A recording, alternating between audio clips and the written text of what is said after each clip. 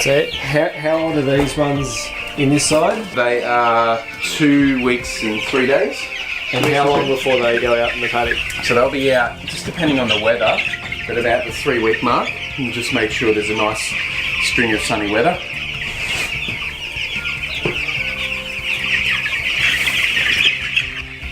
So why are you putting the fresh sawdust down?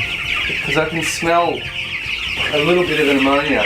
So the balance between the carbon, so the shavings compared to the manure is slightly a little bit too much. So whenever I smell something when I come in, I always put fresh bedding down, just so it soaks up the manure, makes it more healthy environment for the birds.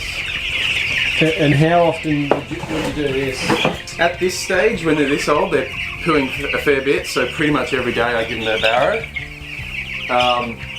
I could probably do like every few days and do like 3 barrows at once and make it really thick. That's probably what I need to do actually.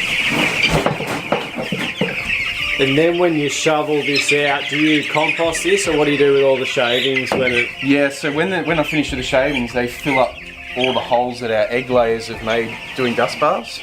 Yep.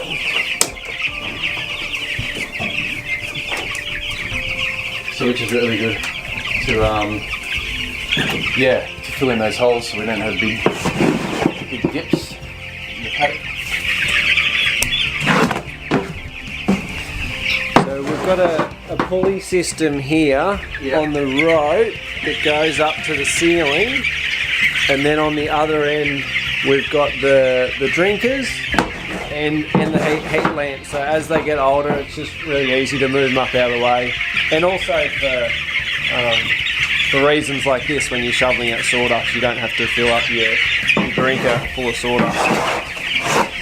And over this side of the brooder, we've got some young chickens in there. How old are these young chickens? 3 days.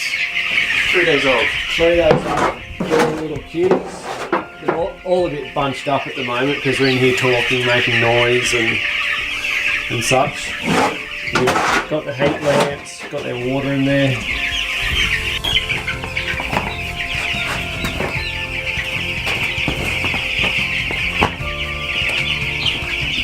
So this is river sand from like your local land supplier place. So it's a lot cheaper than buying shell grit.